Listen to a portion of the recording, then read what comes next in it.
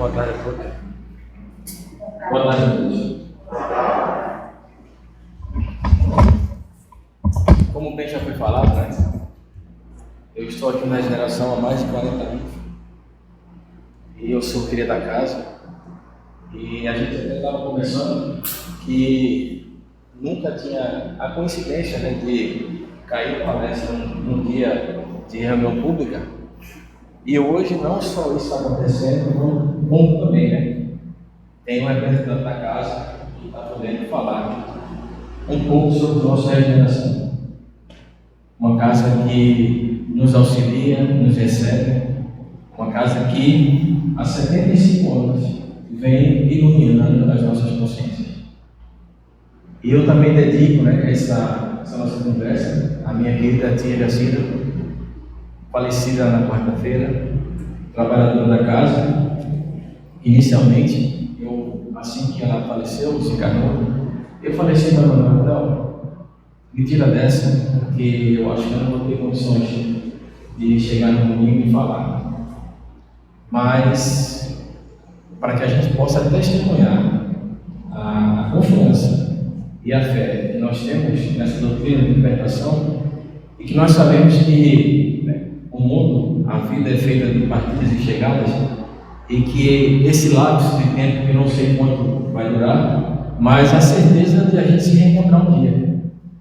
E isso é a consolação. E é sobre esse tema que a gente tem que conversar hoje: o Cristo Consolador. Então, antes de a gente passar propriamente para o Eclesiastes, eu quero ver uma coisa aqui.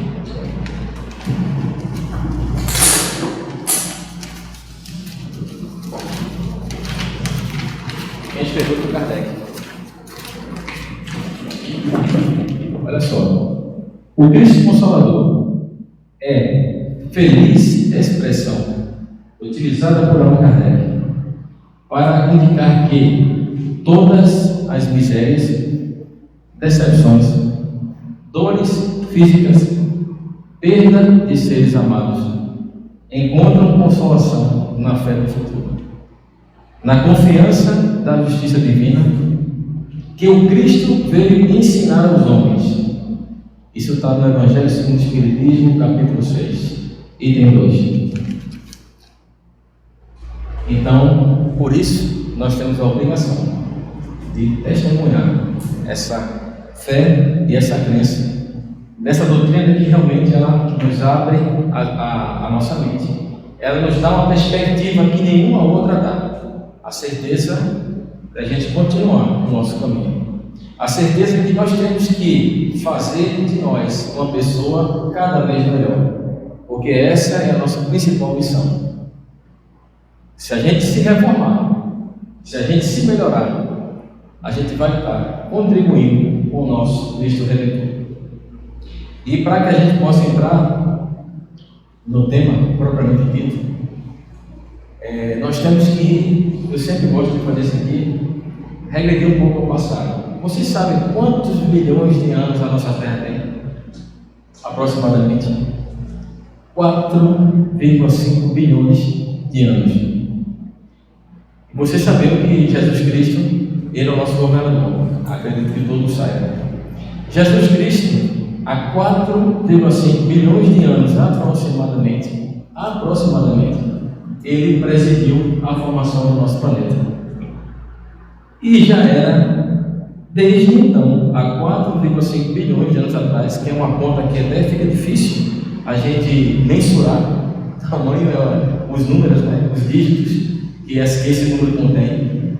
Ele já era um espírito que fazia parte dos eleitos do nosso Criador, cuja missão a ele foi dada. Jesus, essa missão é tua. Eu quero que você cuide desse planeta, o desenvolva, seja o seu governador espiritual. E a missão mais difícil que foi dada a ele, com certeza, foi quando, há aproximadamente 2000 e poucos anos atrás, ele reencarnou aqui na Terra, para exemplificar para todos nós, para servir de modelo e guia para todos nós, de como nós devemos proceder uns em relação aos outros. Ele estabeleceu a regra de ouro, que se a humanidade a praticasse, nós teríamos um planeta maravilhoso, que é fazer aos outros aquilo que gostaríamos que os outros fizessem por nós. Nós estamos longe disso. No mundo que a gente assiste guerras, no mundo que a gente ainda percebe a miséria como um todo, então a gente vê que a mensagem dele ainda vai levar muito tempo para que seja realmente solidificada. E a missão do Espiritismo é justamente essa. Não é transformar a pessoa ou fazer com que ela saia da sua religião, pelo contrário. Mas a moral do Cristo ela é indelével. Os dogmas eles são discutidos, mas a moral do Cristo não. Ela é o cerne de qualquer religião. E a missão do Espiritismo foi justamente essa. Foi clarear, descortinar aquilo que o Cristo falou por parábolas, porque nós não estávamos preparados para entender, compreender a sua mensagem. Para aqueles que participavam do seu círculo mais próximo, este sim, ele os aprofundou, até porque a missão destes que permaneceram foi levar aos gentios, a toda aquela região mais distante da Palestina, a palavra de salvação. Então eles tinham que se aprofundar um pouco mais, mas para a grande maioria de nós, que éramos extremamente ignorantes, ele falou por parábola e ainda brincou com a gente, né? Ouça aqueles que têm ouvido e ouvido. Então, ele nos prometeu o Consolador. Na Santa Ceia, reunido com os seus discípulos, né? Ele falou assim: eu não vos abandonarei, enviarei o Espírito de verdade, para que este, né, dê continuidade à minha obra, que vai esclarecer aquilo que eu falei e restabelecer todas as coisas. Olha que coisa interessante. Por que isso aí? Esclarecer e restabelecer. Uma, porque ele falava por parábolas, então muita coisa foi mal compreendida. E quando o cristianismo ele foi adotado, né, como religião oficial pelo Império Romano, começou aí então uma guerra de poder. Então as seitas, como até hoje acontece, cada uma que queira ser a lança da verdade. Não é essa a proposta do Cristo. Porque ele não disse para nós, fora da igreja não há salvação. Ele não falou isso. Ele falou fora da caridade. Porque quando eu digo fora da igreja, fora do centro, fora do meu templo, eu estou sendo segregador. E o Cristo, pelo contrário, o Cristo ele foi agregador sempre. Então, toda vez que alguém fala, né, até por falta de uma compreensão mais profunda, fora da minha igreja está com toda a verdade, fora da Bíblia não. Então, a gente está sendo exclusivista. E o Cristo foi de forma alguma. Então, essas coisas que foram interpoladas em suas palavras, nas noites dos tempos, foi justamente isso que o Espiritismo veio restabelecer. Porque ele já sabia. Devido à nossa falta de evolução, à nossa incompreensão, ao orgulho, à vaidade, ao poder, à sensação de dominar, ele sabia que ia acontecer isso. Porque era um espírito que vivia na matéria, mas estava acima da matéria. Então a visão dele era muito mais profunda do que todos da humanidade no todo.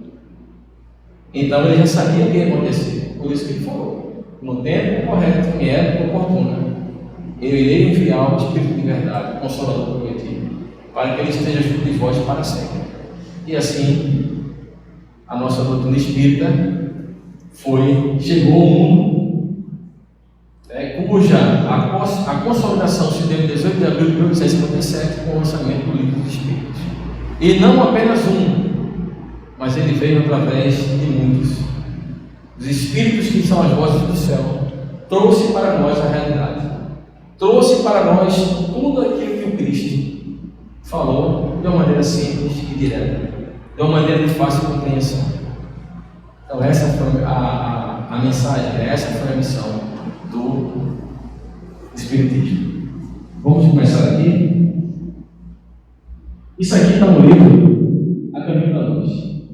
A imagem do Cristo segurando o nosso planeta, né?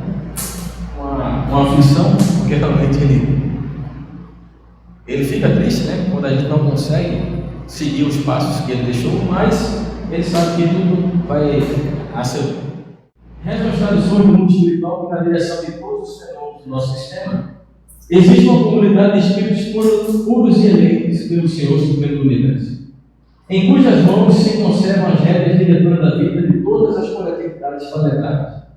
Essa comunidade de seres angélicos e perfeitos, da qual é Jesus, um dos membros divinos, ao que nos foi dado saber. Palavras de Emmanuel no livro A Caminho da Luz.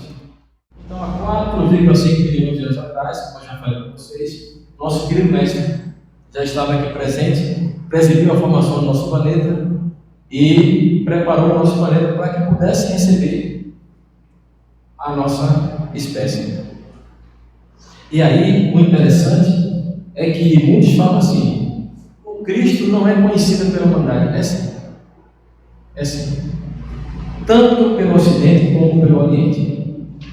A gente sabe, né, que a grande parte oriental ela é confucionista, ela é budista, mas todos eles sabem da existência do Mestre. Todos. E eu digo isso porque quem estudou esse livro vai entender que, como, né, muitos espíritos vieram de capela para auxiliar aqueles espíritos que foram designados e criados para viver aqui os terráqueos assim puros, isso acontece. Eles vieram com essa missão de nos auxiliar a desenvolver o nosso intelecto, o nosso moral. E o Cristo reuniu a todos eles, todos eles, falou com ele diretamente e prometeu que viria e traria, né, a mensagem de luz, de paz, de amor. Tanto é que em todos os 4 planos do planeta, todos falaram sobre ele, independentemente de religião. Porque nós sabemos que tem religião que é muito mais antiga do que o próprio cristianismo. A gente sabe disso. Até porque o cristianismo surgiu depois que o Cristo foi imolado na cruz. Então, o Cristo, ele sempre foi esperado por toda a humanidade, em todas as épocas. Isso é importante a gente ressaltar. Os enviados do Infinito falaram na China milenária, na celeste figura do Salvador, muitos séculos antes do advento de Jesus Cristo. Os iniciados do Egito esperavam com as suas profecias. Na Pérsia, hoje atual Irã, idealizaram sua trajetória antevendo os passos dos caminhos do porvir. Na Índia, dos Vedas, dos Upanishads, era conhecida quase toda a história evangélica que o sol dos brilhantes futuros iluminaria a região escabrosa da Palestina, onde ele viveu. E o povo de Israel, durante muitos séculos, cantou-lhe as glórias divinas, na exaltação do amor e da resignação, da piedade e do martírio, através da palavra dos seus profetas mais eminentes. Então, Deus, através de Cristo, sempre nos amparou. Em todas as épocas da humanidade, os prepostos do Cristo se fizeram presentes em todos os cantos e rincões desse planeta, preparando a humanidade para o advento da chegada do nosso Salvador. Porque inicialmente nós tínhamos uma percepção de Deus que era uma percepção muito material. Aquela percepção de que a gente cultivava qualquer coisa que tivesse acima da nossa compreensão. Essa coisa era alçada à categoria divina. E assim foi, né? O trovão, a chuva, né? O sol, o dia, a noite, os fenômenos naturais e outras coisas mais. Depois houve a personificação através de criaturas e o homem sempre sentiu essa necessidade de fazer Deus à sua imagem e semelhança. Nós passamos por isso. Mas coube a uma pessoa chamada Moisés a missão de quê? De unificar todos esses deuses em um só. A missão foi dele. E ele é considerado a primeira revelação. Moisés. Só que Moisés, de acordo com o adiantamento moral daquele povo, a figura que ele fez de Deus não foi uma figura de amor. Foi uma figura que impunha respeito e medo e temor. Porque se não fosse dessa maneira, quando as pessoas saíssem do local, né, dos mundos, elas cometiam verdadeiras atrocidades. Haja vista aquela passagem, né, quando ele foi receber a tábua dos 10 mandamentos e subiu ao Monte Sinai. Quando ele retornou, ele encontrou verdadeiras festas em adoração ao Deus invisível, que foi reunir as riquezas daquele povo, cunharam esse objeto e começaram a adorar, enquanto Moisés recebia das mãos divinas um código, o primeiro código, digamos, de ética da humanidade. E Moisés foi um legislador duro. Ele ainda seguiu o código de Hammurabi, dente por dente, olho por olho, porque a humanidade não entendia o amor. A humanidade era deveras violenta, então precisava de uma figura muito mais enérgica. Olha, se você fizer isso, além da própria punição que era imposta, tinha a questão do castigo divino. Então é o Deus de temor. Mas depois dele, no segundo advento, reencarna, ou seja, encarna em nosso planeta o Cristo planetário. E ele não veio destruir a lei, ele veio dar prosseguimento e veio descortinar os ensinamentos de Moisés. E ele apresentou o seu jugo e o fardo, que é muito fácil na palavra, mas é muito difícil a sua aplicação, que é a lei do amor e da caridade. É tão simples, mas é tão difícil de executar, por conta do nosso orgulho, da nossa vaidade e de todos os sentimentos que ainda precisamos melhorar e elaborar em nossas sombras. Por isso que estamos aqui no planeta de prova e expiação ainda. Muita coisa por fazer. O Cristo, ele veio pregar um Deus de amor, um Deus misericordioso, um Deus Pai. E acabar com aquela imagem do Deus punitivo, aquele Deus vingativo, o Deus dos exércitos. Então essa foi a missão do Cristo. Foi descortinar, desfazer essa imagem que Moisés tinha feito devido à necessidade que era premente naquele tempo. Então Cristo é a segunda revelação. E ele veio justamente através do seu exemplo, principalmente. Porque se a gente falar e não se esforçar para fazer um pouco daquilo que fala, a gente está perdendo tempo. E não é essa a nossa intenção. A intenção é a gente praticar, é a gente fazer, é a gente colocar os ensinamentos para que eles possam realmente dar frutos. E o Cristo, ele veio, falou, exemplificou e meditou e orou bastante. Quando ele não estava fazendo as suas obras ou pregando a palavra, ele estava em contato com Deus o tempo todo. Depois do Cristo, ele prometeu, como eu já falei, o Consolador prometido, porque ele sabia que a humanidade ia precisar de um outro paráclito para restabelecer tudo aquilo que ele havia falado. Então ele via o Espírito da Verdade, que foi quem presidiu. Ele se comunicou com Allan Kardec, a gente sabe disso, no início do seu trabalho, e presidiu a organização, o trabalho da codificação da doutrina espírita. Ele fala aqui para a gente que uma secreta intuição e no final do espírito divinatório das massas populares.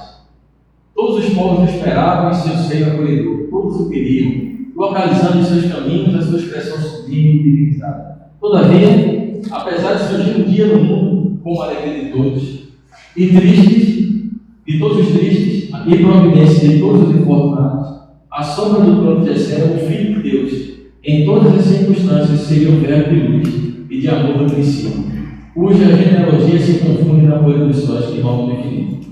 Jesus escolheu isso para Judá, porque foi o primeiro povo que idolatrou Deus, um Deus único. Então ele veio pregar a esse povo que estava se atendo muito mais às formas do que a forma, do que o fundo da mensagem. Então ele precisava vir falar ao povo. Depois ele levou, estendeu as palavras ao que se considerava como gentios, que eram as pessoas que não participavam, não eram judeus, não participavam da religião daquela época, da religião de Moisés. Então nós temos no capítulo 6, ele é dividido em 3 partes.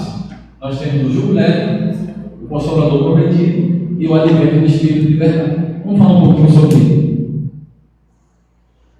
O que o Cristo falou para toda a humanidade: vinde a mim, todos os que estáis cansados sob o peso do vosso fardo, e vos darei descanso. Tomai sobre vós o meu jugo e aprendei de mim, porque sou manso e humilde de coração, e encontrareis descanso para vossas almas, pois o meu jugo é suave e o meu fardo é leve. Muitos interpretaram que o jugo de Jesus era um jugo pesado de dominação. Ele não quer dizer isso, pelo contrário. Ele veio nos auxiliar a passar por tudo isso aí, por todas essas tribulações, por todos os sofrimentos inerentes à nossa evolução espiritual. Mas muitos entendem que esse jugo de Deus, de Jesus, é um jugo a mão de ferro. Não é isso que ele quis dizer. Então veja como é difícil a palavra, a interpretação da palavra. A palavra, cada muitas seitas, muitas religiões interpretam da sua maneira. E essa é a missão do Espiritismo, justamente veio descoordenar tudo isso. Uma mensagem simples e direta a todos nós, que vai direto ao coração. Então, o jugo dele e o fardo é leve, porque se a gente praticar a lei de amor e de caridade, a gente vai estar no caminho largo para a nossa redenção. Mas, como eu falei anteriormente, devido às nossas escolhas, devido ao nosso entendimento, devido à sedução que os prazeres da matéria nos proporcionam, e muitas vezes a gente se ilude com isso, achando que não há nada após a morte.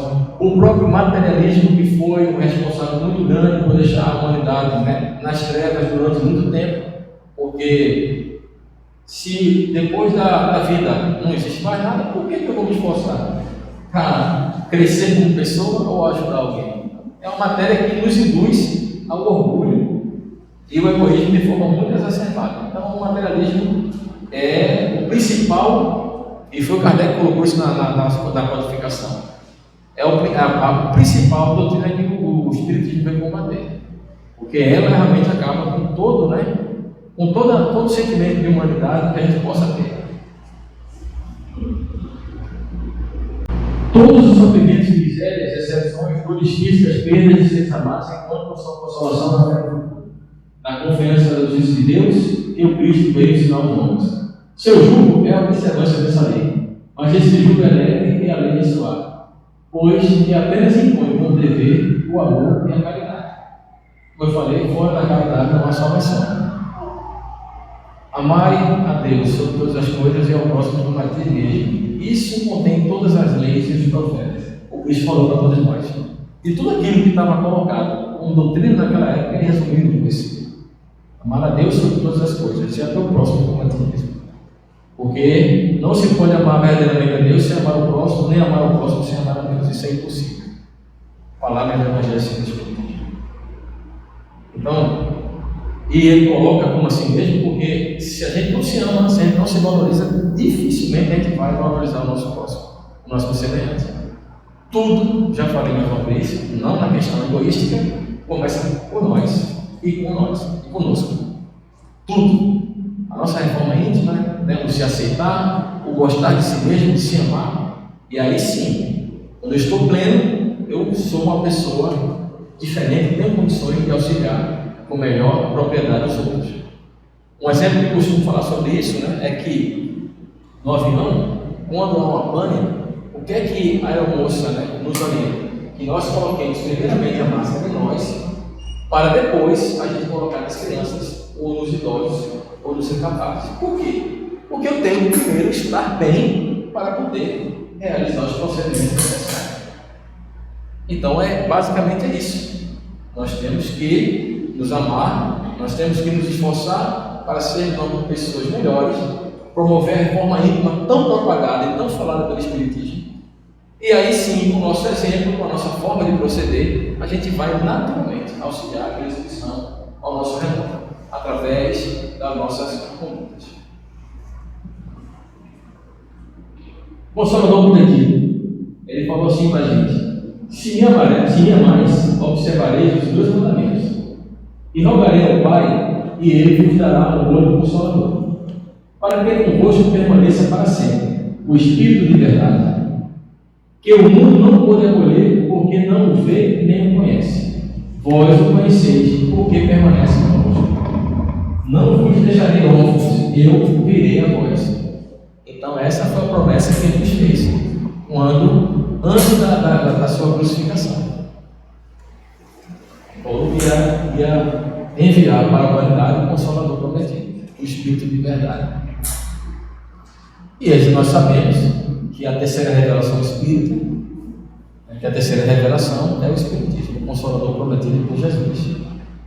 E há estudos muito sérios a respeito do Espírito de verdade, em que a conclusão é que é o próprio Jesus, que assim falava através desse nome. Porque muitas palavras, muitas passagens, né, inclusive no Evangelho, ele fala em primeira pessoa. Em outras passagens ele fala em relação a Jesus. É interessante. Mas a grande maioria é indiscutível que é a presença do Cristo ali. E não é uma pleia de espíritos, porque nos prolegômenos ali do Evangelho, ele, além de Fenelon, Erasto, não sei o que, espírito de verdade. É uma pessoa. Um ser, né? Uma pessoa. Porque muitos também acham que o espírito de verdade foram todos aqueles que participaram da codificação. Ele presidiu a codificação. Então, ele é um. E as evidências são muito fortes de que seja o próprio Cristo que veio, né, quando assim foi necessário aprofundar tal mensagem. E nesse capítulo aqui, capítulo 6, no advento do Espírito de verdade, nós temos 4 ou 5 mensagens assinadas por ele, todas com uma profundidade muito grande. O Espiritismo vem no tempo previsto cumprir a promessa do Cristo. Preside ao seu advento o Espírito de verdade. Ele chama os homens à observância da lei. Ensina todas as coisas, fazendo compreender que o Cristo só disse por parábolas. Disse o Cristo: ouçam os que têm ouvidos de ouvir. O Espiritismo vem abrir os olhos e os ouvidos, porque fala sem figuras e sem alegorias, levando um véu intencionalmente lançado sobre certos mistérios. Vem finalmente trazer a suprema consolação aos deserdados da terra, e a todos os que sofrem, atribuindo causa justa e fim útil a todas as dores. E aí, com o Espiritismo, que é a chave para que a gente possa compreender a mensagem do Cristo de uma maneira cristalina e simples, ele trouxe para nós a reencarnação, que é o que explica tudo quando se refere à nossa vida. Porque sem ela fica muito difícil a gente encontrar um sentido. Certa vez eu estava conversando com amigos de outros credos e eu fiz essa seguinte pergunta: por que uma criança nasce com um defeito congênito? Se, segundo a sua doutrina, o espírito ou a alma, ela é criada juntamente com o corpo. Aí a pergunta não quer calar. Todos foram enfáticos de dizer: é vontade de Deus. Eu falei: mas que Deus é esse? Porque você está me dizendo que é um Deus que pune. Aí eu perguntei para ele mais uma vez: você é pai, né? Não sou. Você desejaria isso ao seu filho? Ele: não. Então como é que você disse que Deus ele seja capaz de, por simples motivo de querer, de sua vontade, criar seres perfeitos e outros seres, né, com defeitos que dependem eternamente de outras pessoas para viver? Uns na miséria e outros na opulência. É vontade divina, eu falei assim, né? Existe uma explicação. E essa explicação está inteiramente desenvolvida no Evangelho, no Espiritismo. E principalmente na reencarnação. A reencarnação, eu falei para eles, é a maior prova de amor de Deus para conosco. Sabe por quê? Porque é a oportunidade que Ele nos dá, quantas vezes for necessário, para nós estarmos aqui ou em outros planetas da sua imensa criação e colocar em prática aquilo que a gente se propôs quando estávamos na vida espiritual. E Ele é tão bom que Ele nos dá o véu do esquecimento. Sabe por quê? Para nós termos um ponto de partida. Porque como ele sabe que nós somos infinitamente pequenos e que nossos ombros não suportaria tudo, ele fala: meu querido, você vai ter um ponto de partida, e esse véu temporariamente do esquecimento que eu vou colocar sobre você, é para que você tenha a possibilidade de conviver com um desafeto teu, na mesma casa, no mesmo lar, para que o amor possa redimir os pecados. E pouca gente acha que isso é pouco, né? Não. É muita coisa. Porque eu tenho certeza que se eu tivesse, sabido o que Micheline fez comigo, eu fiz com ela no carnaval passado, e um dos dois tivesse destruído a vida do outro, eu tenho certeza que a gente não se amaria nessa atual encarnação. Eu tenho certeza. Não haveria a menor possibilidade de aí existir um sentimento nobre, como hoje a gente tem em relação ao outro. Da mesma maneira são os irmãos. Da mesma maneira são os filhos. Então Deus, Ele nos dá a reencarnação e nos dá o véu de esquecimento, para que a gente possa ter um ponto de partida, de origem, do zero. E ali, onde havia dissensões, nasce um amor, através do seio familiar, que é a menor célula que Ele nos proporciona, para que a gente possa se desenvolver. Cristo falou sobre isso, com outras palavras, e a doutrina espírita coloca para a gente de uma maneira muito simples e direta, sem figuras, sem alegorias. Aí sim a vida tem sentido. As dificuldades pela qual eu passo hoje, eu sei que são temporárias. Porque se eu estou passando e nada é por acaso, e se eu acredito que Deus é soberanamente justo e bom, e se Deus é amor, e Ele ama todos nós de forma imparcial, eu fiz algo para merecer ou é uma aprovação que eu pedi, para que eu possa aumentar e galgar mais rapidamente, porque eu estou aspirando a chegar na minha juventude. Então nada é por acaso. O bem e o mal sofrer de forma resignada é difícil, mas estamos aqui. A perda do ente querido, tão querido para todos nós, estamos aqui passando, coração doído, mas eu sei que eu vou reencontrar. Isso é uma consolação, isso me faz seguir adiante, isso me fez voltar atrás e falar com meu amigo Manuel. Eu falei assim: eu vou fazer a palestra, porque é um compromisso que eu assumi com o centro, e apesar de tudo, de toda essa dor que eu estou sentindo, mas eu vou seguir adiante. E aí isso é o mínimo, porque as outras coisas elas vêm de forma natural, quando a gente tem essa perspectiva, até mesmo o sofrimento. Porque quando a gente não acredita em mais nada após o nosso desencarne, tudo fica sem sentido. Então a nossa doença, os nossos problemas, os nossos desafios, eles ganham uma proporção muito grande.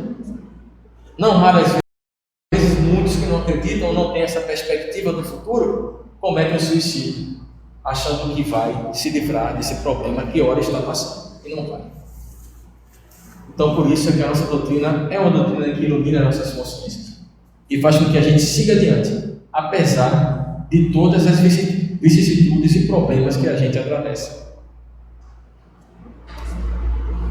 Pelas palavras de Jesus, verifica-se que a missão do Consolador prometido é guiar os homens à verdade, estabelecendo o ensino do Cristo em sua pureza primitiva, abrindo novos horizontes e compreensão humana da vida. Então está aí a síntese de tudo aquilo que eu falei para vocês.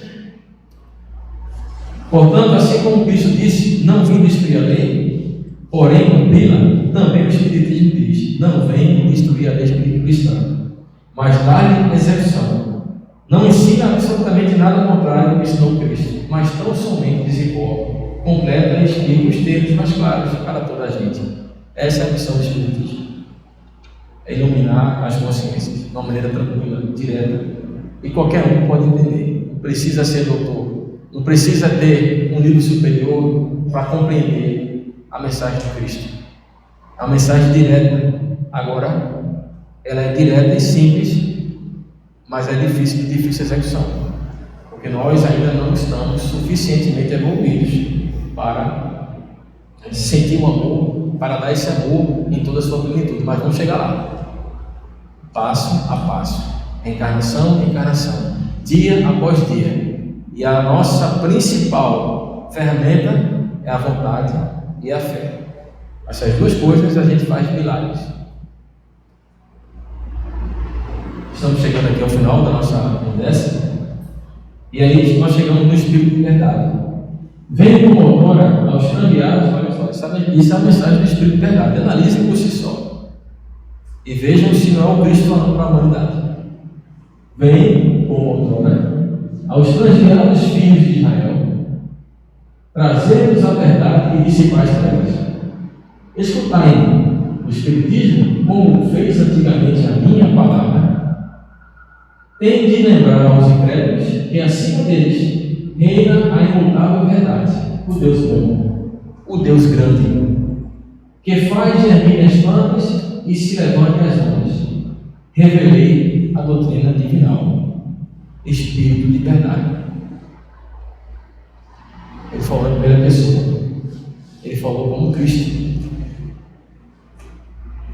Ora, como é o Espírito de verdade que preside ao grande movimento de regeneração, a promessa de seu advento se encontra do mesmo modo realizada. Por quê? Por consequência, ele é que é o verdadeiro Consolador. Revista Espírita, 1867, página 271, Caracteres da Revelação Espírita. Então, o Espírito de verdade, ele presidiu a codificação. E qual Espírito?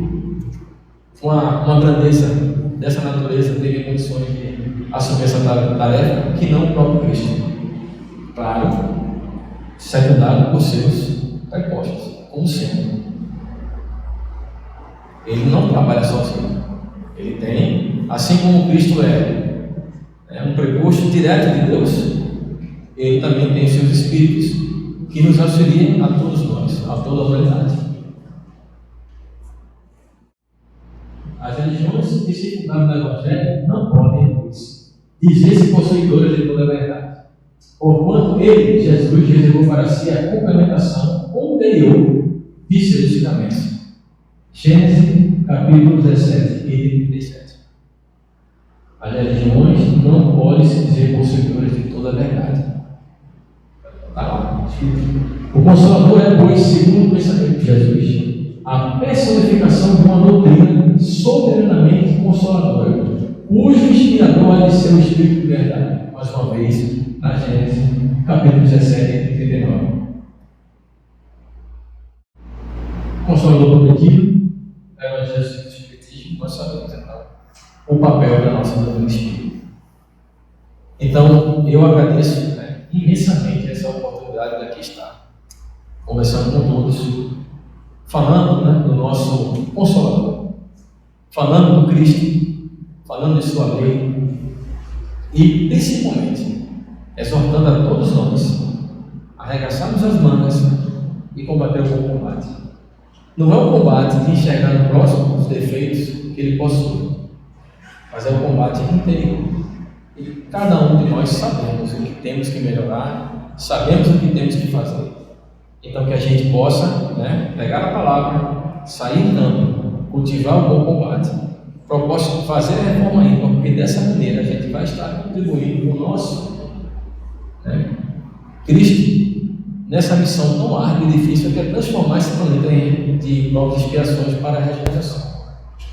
Então, essa é a mensagem que eu queria deixar para vocês essa noite, nessa tarde, e mais uma vez dizer da imensa satisfação de estar aqui junto com todos, comemorando 75 anos dessa casa que tanto fez por mim e por todos nós. Assim seja.